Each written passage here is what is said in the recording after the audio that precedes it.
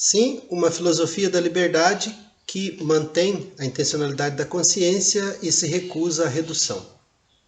Eu começo lendo um pequeno trecho de um texto chamado A Imaginação.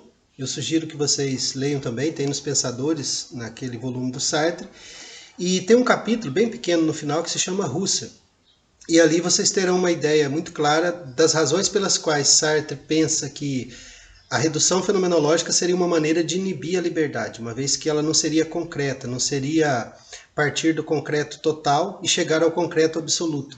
Ou seja, seria colocar entre parênteses aquilo que se considera o homem no mundo e lidar com aquilo que seria a estrutura disso. Então, o Russell ele visava descrever o a priori da correlação. E isso exigia as tais purificações do campo transcendental, sucessivas, até alcançar esse ambiente onde isso pudesse ser compreendido ou descrito. E no caso, Sartre entende aí a sua primeira diferença irreconciliável com essa fenomenologia. Ele diz, página 109 do livro que eu tenho, mas se assim é, como, então, uma vez feita a redução, distinguir o centauro que imagino da árvore em flor que percebo? Vejam o caráter realista dessa pergunta. Sartre ele está propondo uma questão que, se no ambiente fenomenológico estrito não faz sentido, se Russell recusa esse tipo de questionamento, ele é bem adequado do ponto de vista da filosofia situada. Por isso, filosofia da liberdade, por isso a necessidade da manutenção da intencionalidade e por isso a necessidade de superar a epoquê. Eu continuo. Vejam a razão pela qual essa questão se coloca, segundo Sartre. O centauro imaginado é também noema de uma consciência noética plena. Também ele não é nada, também ele não existe em lugar nenhum. Nós o vimos há pouco. Somente antes da redução encontrávamos nesse nada mesmo um meio para distinguir a ficção da percepção. A árvore em flor que existia em algum lugar fora de nós, podíamos tocá-la. Vejam o aspecto existencial disso, tocá-la.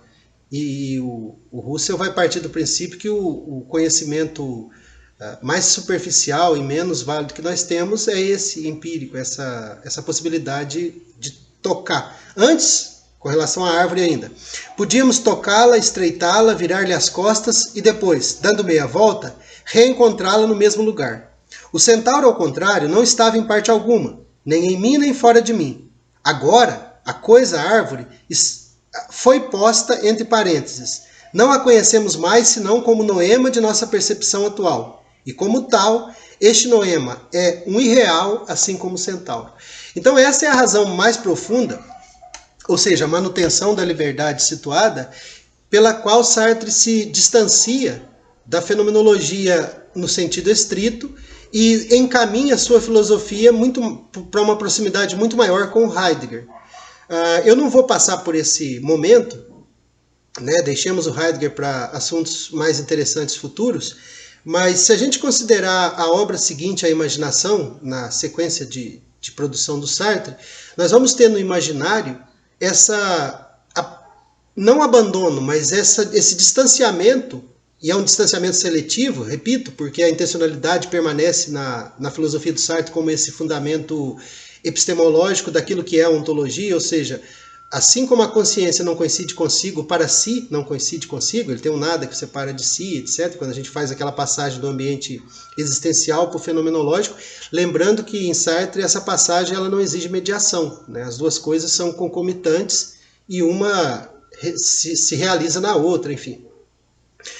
Mas voltando à aproximação com Heidegger, o que a gente tem então lá no imaginário, essa obra subsequente a essa imaginação, que indica que Sartre quer efetivamente manter a liberdade, ou seja, essa liberdade que a intencionalidade propicia, mas ao mesmo tempo ele pretende superar de uma vez por todas a necessidade de qualquer redução, ou seja, essa liberdade ela deverá ser buscada e descrita em situação, no mundo.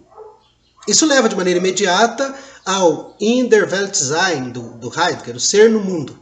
E esse ser no mundo da maneira como Heidegger o compreende, como uma estrutura de ser que coloca a questão sob o sentido de ser, no caso do Heidegger, o Dasein.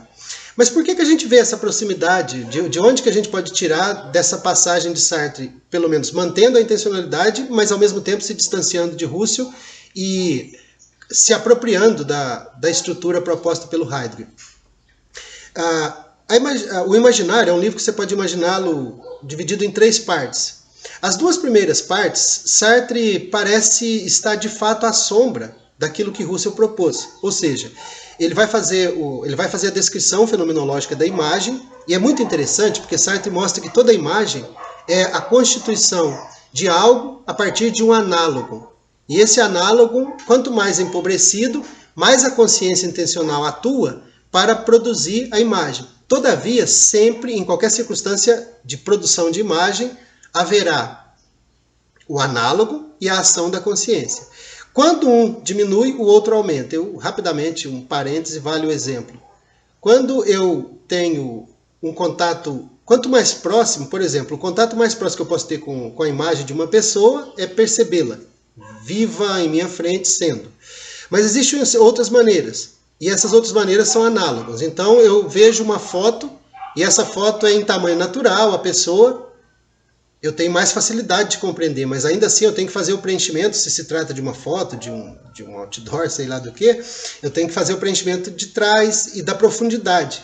Então essa é a ação da consciência na constituição da imagem, e o análogo, o que o ser revela, aquele objeto.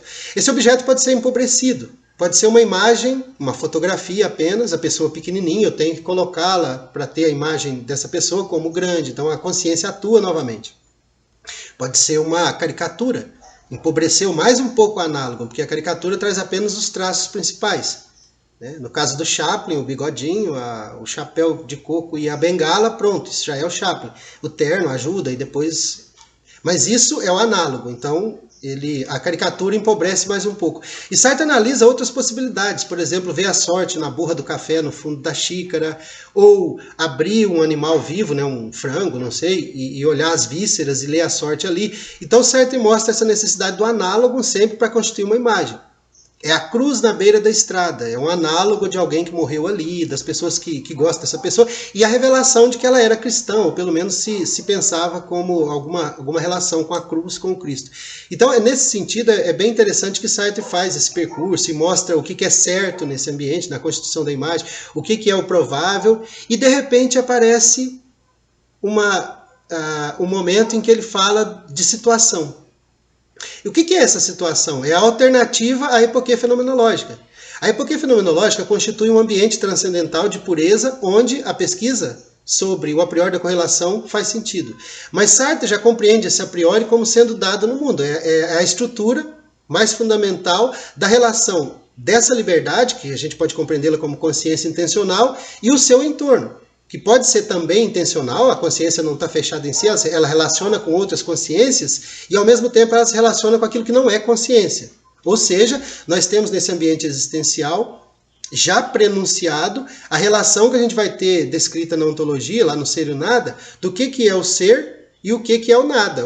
Ou seja, o para si é aquele que tem o nada que o separa de si mesmo. Então é um ser em decadência, um ser que não consegue se realizar.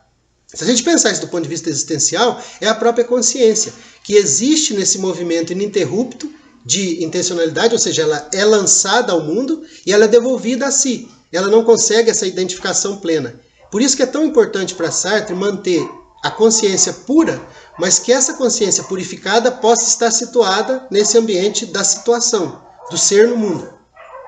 Essa virada interpretativa, ou seja, se a gente considerar isso dentro do ambiente da filosofia do Sartre, ela tem uma série de outras consequências. Mas se a gente pensar apenas no aspecto da filosofia da liberdade, a gente tem aí o prenúncio daquilo que Sartre está pensando como filosofia da liberdade. O homem, mas o homem livre, sem determinações de qualquer ordem. Mas no mundo que é resultado e ao mesmo tempo consequência da sua ação. Então você não tem uma determinação de modo algum, porque a consciência só pode existir nessa relação com em si.